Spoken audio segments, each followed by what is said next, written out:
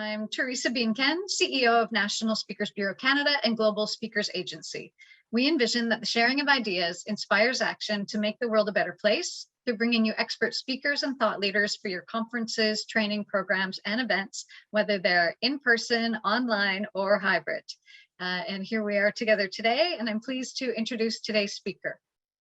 Sarah McVanel believes in recognizing greatness. Her work on recognition helps both your employee teams as well as with retaining customers.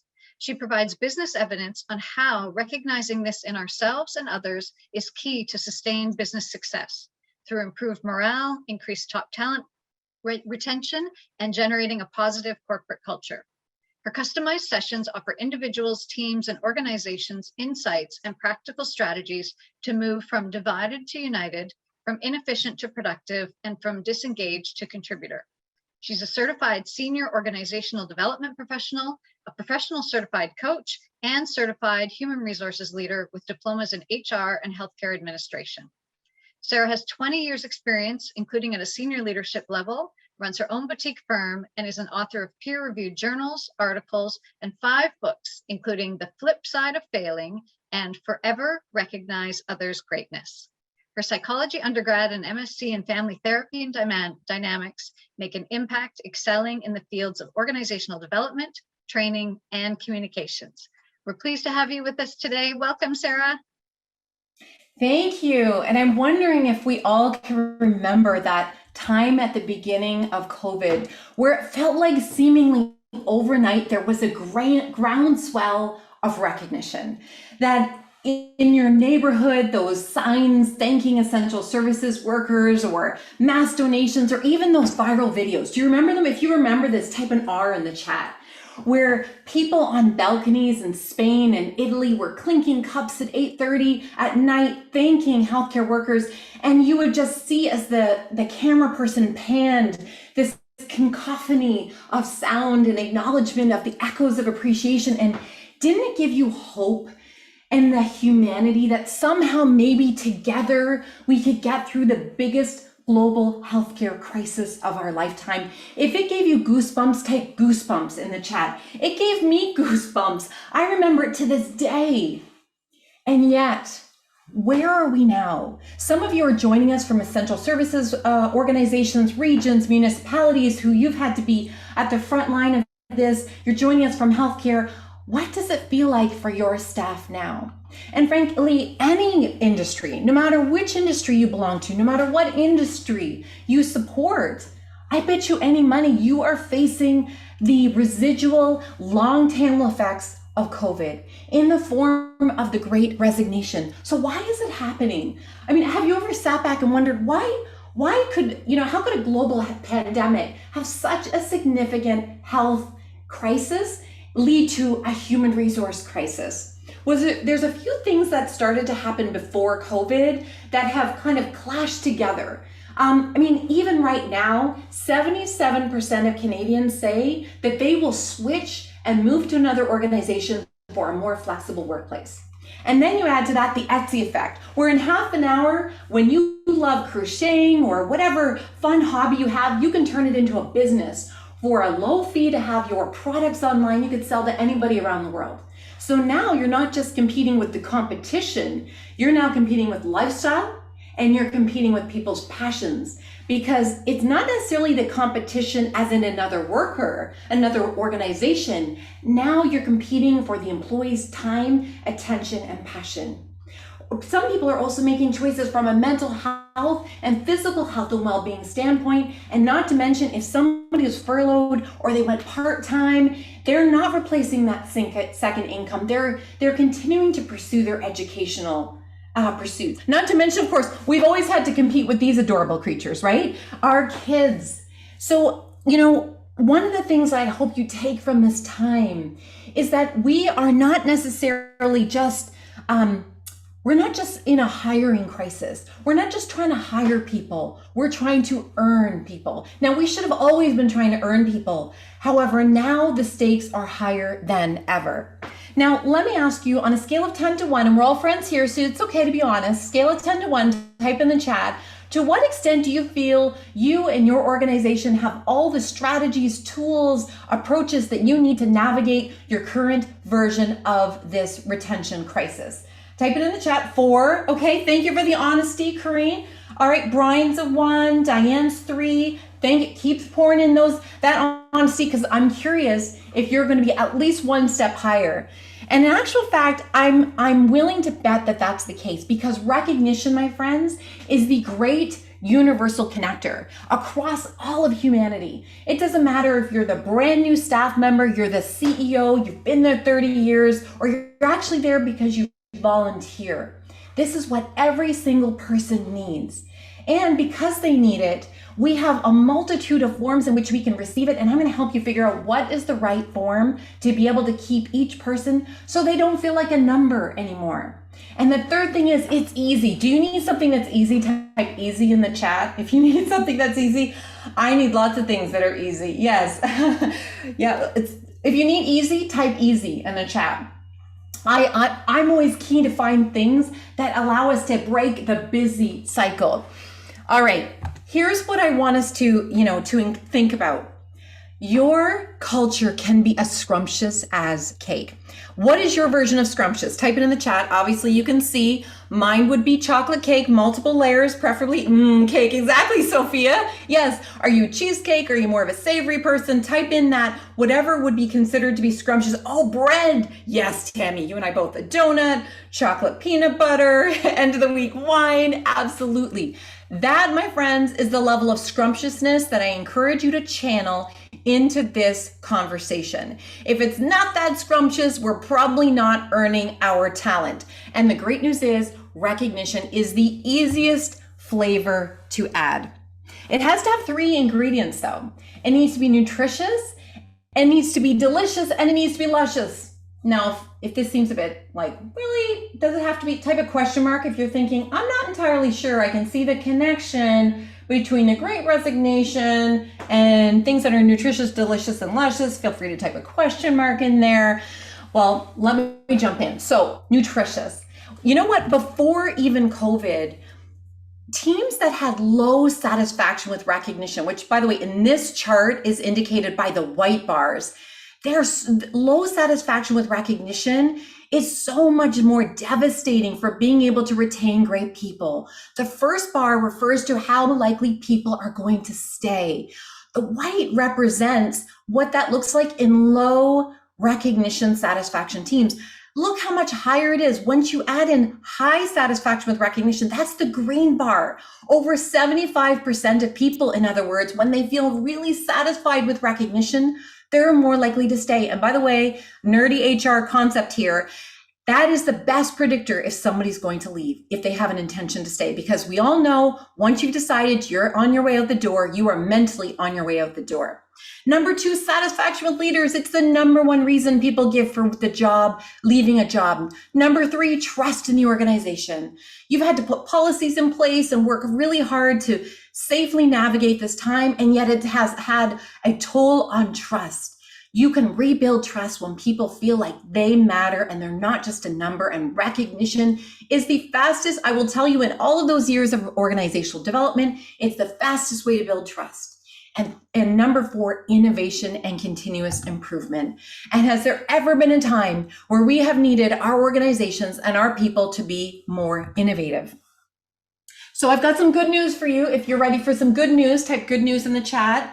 I can't think of anything else but chocolate cake. I love that. Me too. Yeah. All right, here's the good news. In addition, of course, you can now order chocolate cake for dinner tonight. Emil, I love that.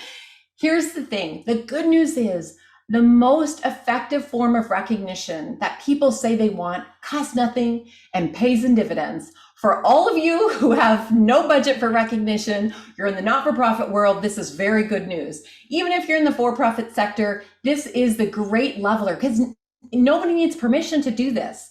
Now, let me ask you for a second, before I tell you what that is, how would you like to be recognized? If you could only be recognized in one way for the rest of your career, what form would it take? Just type it in the chat. I'm just curious what your forms of recognition would be. What is your most preferred way to be recognized? A thank you. Yes, a thank you. Absolutely. 95% of people say, tell me thank you. In fact, 88% of people say, could that be in the form of a thank you note?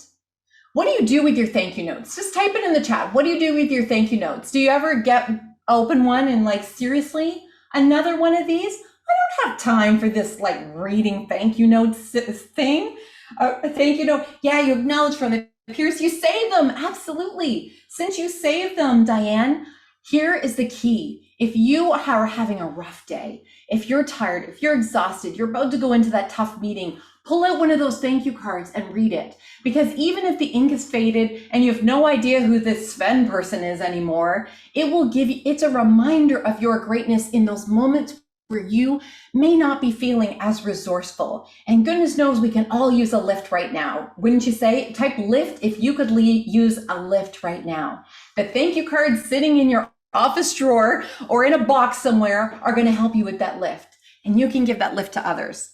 Now, a lot of people say, what's money got to do with it? Obviously, I was not a singer in high school, but anyway, but it's a good question, right? Because don't we feel motivated by money? I mean, isn't that the reason why we're working? Well, here's the difference. It's about what is a reward versus what is recognition. Rewards are transactional. The trouble with a paycheck is that everybody gives one of those. And there's always somebody that's going to be willing to give a higher paycheck. Not to mention the fact that bonuses and incentives, as soon as it's gone, that transaction of your extra effort or your sales target and so forth, now that effort has been extinguished, you have to start all over again.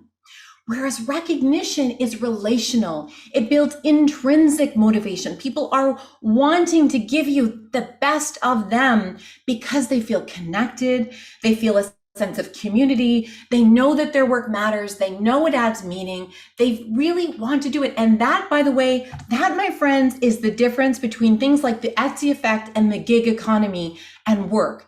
What you offer at work that nobody else can give and can get in the entrepreneurial world, whether it's part-time, side hustle, or full-time, is a sense of connection and community.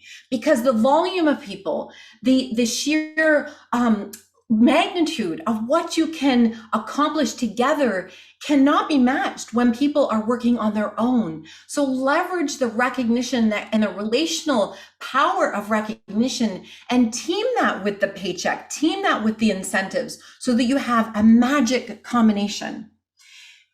You may be wondering if this combination is so magical, so why is it not working? Well, 95% of organizations in Canada, according to the Conference Board of Canada, they have a rewards and recognition program. Reality check though, reality check. What do you think is the main spend in organizations on recognition? Just type in the chat, what's your guess? I'm just curious. Yeah, lift, I love it. Sean, I hope you're getting the lift that you had said that you wanted. Yeah, what do you think is the main way people channel their resources and their energy and recognition at an organizational level? Yeah, gift cards, Brian, that is definitely one of the top. Swags, gifts, yeah. Dolly, have you ever received like a water bottle with the organization's logo on it and be like, I gotta show everybody, this is amazing. I'm gonna get rid of all my swells. I'm going to show it around. Maybe you do. Yeah, I love the work bottles. Yes. Here's the number one spend is length of service awards. So let's just take a reality check there. So let's see. We can't keep great people. In fact, we can't even get some people applying, let alone keep them. And instead, we're going to say to somebody who actually does come in for the first day on the job and say, okay, great news. In 5 years from now, we're going to give you a stabby pin and invite you to the Holiday Inn. And we're going to give you a rubber chicken dinner. And maybe we'll let you bring a +1. We're not sure. We're going to have to check our budget. See you in 5. Not very rewarding, right? So we need to reinvent how we recognize. In fact, a great example of that, Canadian company, call management organization I-24, they took their physical bricks and mortar building, which given they're in Montreal, hotspot for COVID at the beginning of our COVID, they moved their entire organization to remote in 36 hours. And you know what they did? They took their physical bricks and mortars kudos program and they moved it online. In fact, they did one better. Then they started turning those kudos, those virtual kudos, into videos. And the staff and the leaders were so inspired, and the momentum for recognition kept going, that they decided to make it available for their customers to see. So any one of you could Google it and take a look at their YouTube channel. And they've gotten customers as a result. So here's the interesting thing is we have a chance to iterate the recognition strategies that we use as organizations, as teams, as individuals to help infuse new energy, because this is what builds engagement. This is what makes people opt in their energy and their time to work every single day. So let's talk about delicious. There is one thing that leaders tell me at the end of a keynote of what they do not feel is delicious. There's one gesture, and I shouldn't use the word gesture. Let me clear this up. It's the eye roll. Have you ever been worried? Type me in the chat. Have you ever been worried if your recognition will come across as insincere and won't land? Because if you have ever been worried about that, and I have definitely been worried about that too, sometimes we hesitate to do that. Sometimes we hesitate to recognize. However, let's channel our Brene Brown. If you're a Brene Brown fan, type BB in the chat. What she would tell us is that connection is the energy that exists when people feel seen, heard, and valued. And given lots of you are BB fans, let's channel that. So here's your 3 tests as to if you're worried about how it's going to land. Is it in the spirit of connecting? Is it to build energy for yourself and others or others?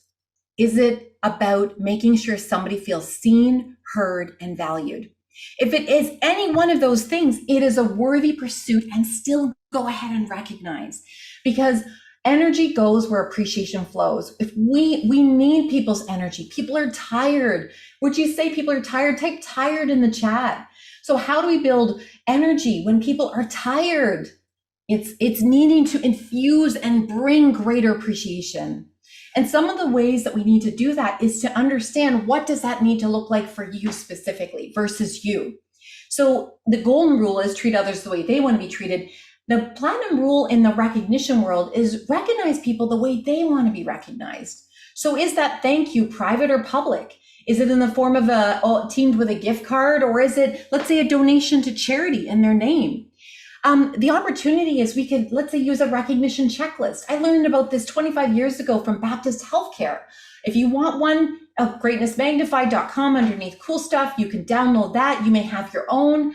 The point is, ask people, even in through verbal conversations, how do you like to be recognized? Because the great opportunity through that is you get a chance to check in with people, check up on how they're doing, and check out if in the new way of working, especially if your way of working with people has changed dramatically, has their recognition preference shifted and evolved as a result of it?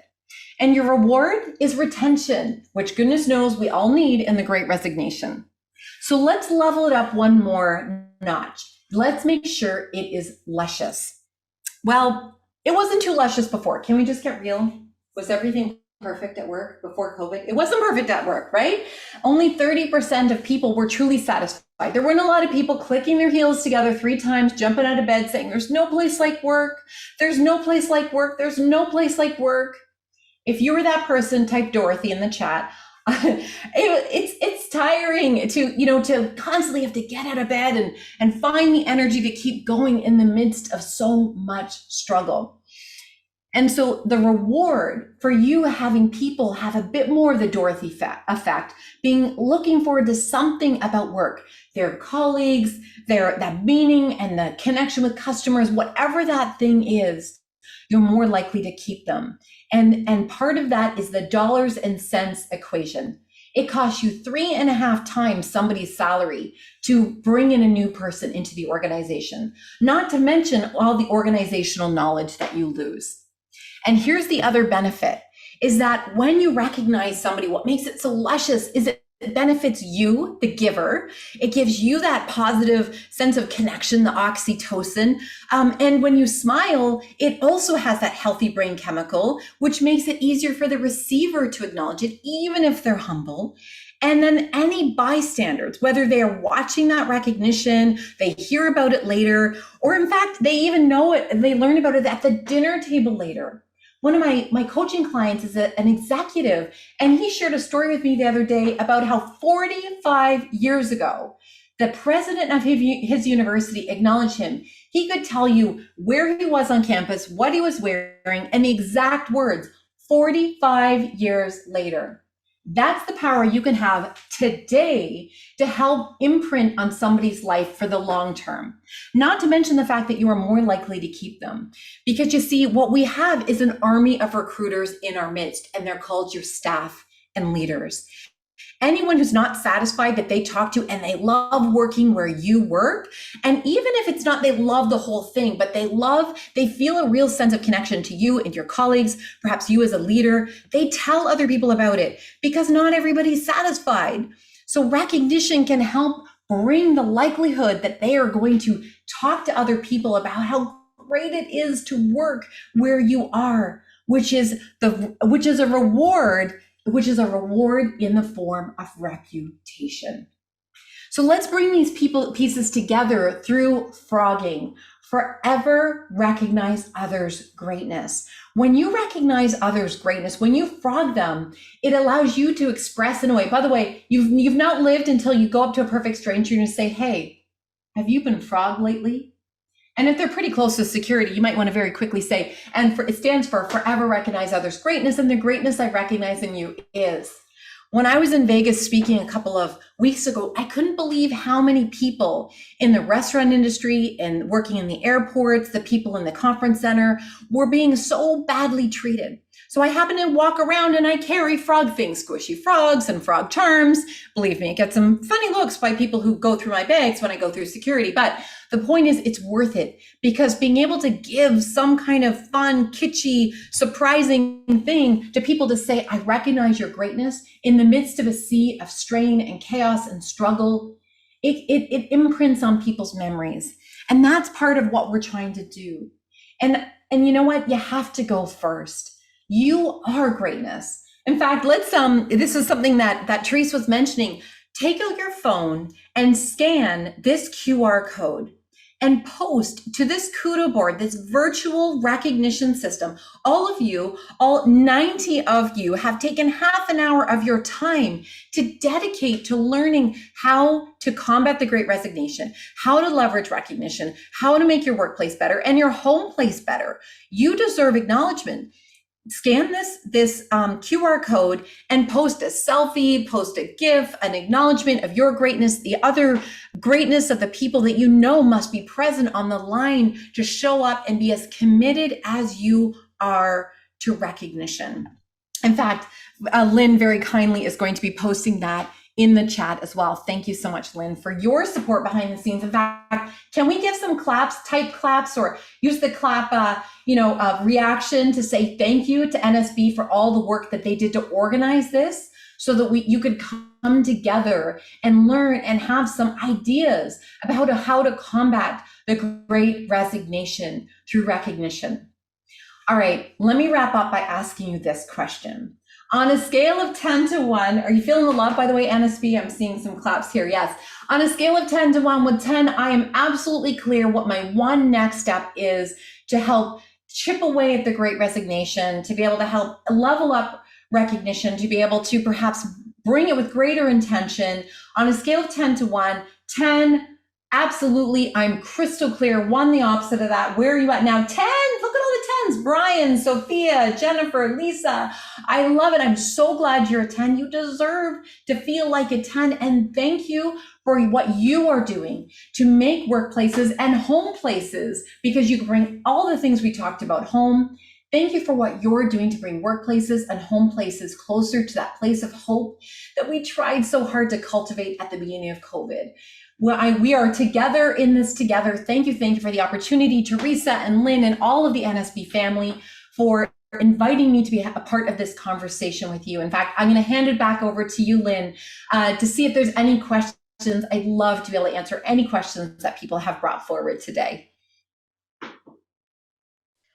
Thank you so much, Sarah.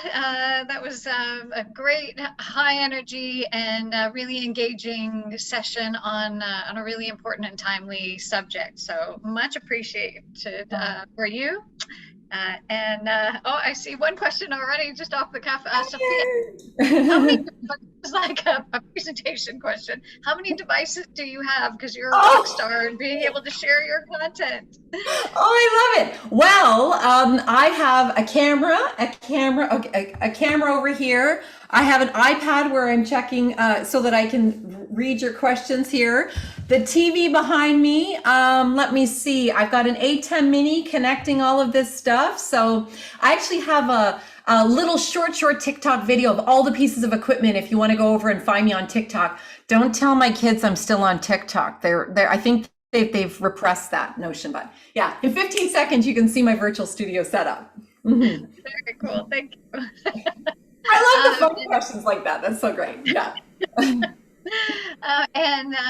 You spoke about recognition, of course, in different ways to provide recognition, especially keeping in mind what people are looking for and would be meaningful to them. Can you speak a bit about, is there a difference between recognition from a leadership to the rest of the team versus peer-to-peer recognition? Yeah, such a great question. Peer-to-peer recognition is our greatest opportunity because it creates that ripple effect and the most spread. Because it's a numbers game, right? It's volume. And also people want, one of the questions on the Gallup 12 is, I have a best friend at work. So you actually are building engagement and satisfaction because it's all about connecting. So that's one thing I would say is there's evidence that exists that people are more likely to stay and be more satisfied when they feel a greater sense of connection and a deep relationship to at least one, ideally lots of people. And recognition can help to build that in a face-to-face team, in a hybrid team, in a virtual team, because it's about human connection. That is not to say that leaders are off the hook, because when people don't feel recognized by their leader and they feel like just a number, then it's almost like us against them. It can reinforce that. I do want to say, I know we have some people or in industries with very high spans of control. In other words, lots of people, lots of staff reporting to one leader, such as in healthcare. It can be up to 350 to 1. So let's give some shout outs to healthcare for, leaders being able to do that. It's impossible to recognize each and every person when you have that many direct reports. So your best opportunity is to build in recognition into the ways in which you connect with people. If that's at your staff meeting, if that's at your, morning huddle meeting, find a way to build that in. It may not be able to be one-to-one. However, when you are a leader who values people, it doesn't have to necessarily be with every single person all the time. It's about, this is the way we do things around here, it's the way we bottom line organizational or team culture, right? This is the way we do things around here. So I hope that's helpful. Feel free to ask a follow-up question if you have a follow-up to that. Thank you. Yes, I've got a couple of questions here. And to those wanting to ask questions, I know we're getting close to the end of our time, but Sarah has generously offered that if you've got a question and we don't get to it today, she'll be happy to do an email or video response to your question. So we'll be sure to get everything covered. Mm-hmm. And so I'll jump right into Irene's, which touches on what you just referenced. She's wondering about how can you start a program like the FROG program within an organization that is entrenched in traditional methods of recognition? Yeah.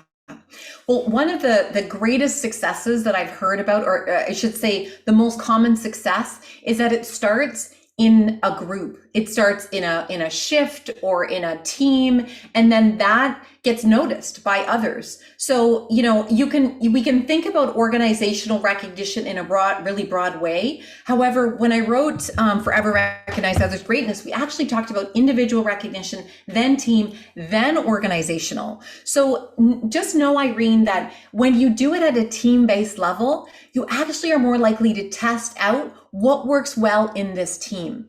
And that can be a nice bridge to your corporate program too. So if you start a FROG program, that may look a little different in your team than it might in another person's team. And that's okay, because the way your hours may be different, the values, the skill sets, the access to computers versus physical boards or whatever that needs to look like. So I would say co-create it, employee resource teams, or a few people who are fellow recognition, few fellow frogsters, create your own version in where you have control, where you have influence, and guaranteed people will notice. And, in organizational teams where we have helped with that, it has created enough pressure to some extent on the corporate culture that the organization has rebuilt and revitalized their recognition program because of the success at a smaller level. So I hope that answers your question and adds some ideas about starting. Thank you for that. And then we have another question about how can I give my staff recognition on a daily basis without feeling like I'm saying thank you, thank you, thank you all the time? Is there other simple things on a daily basis? Yeah, I love that. The more you know about they see it in a few different ways. Number one, it's the things that they recognize and acknowledge in others, in you, at a staff meeting. It's the topics they bring up publicly or one-on-one. It's the things they complain about. A complaint is a poorly worded request. So let's say somebody's complaining, we don't organize things around here. They're probably very organized. They're very planful. So recognize that in them. In fact, it shocks the heck out of people when you recognize them after they've been negative. So that's the best way to squash it. And it's also the best way to acknowledge and see somebody's greatness that may be invisible even to them in that moment.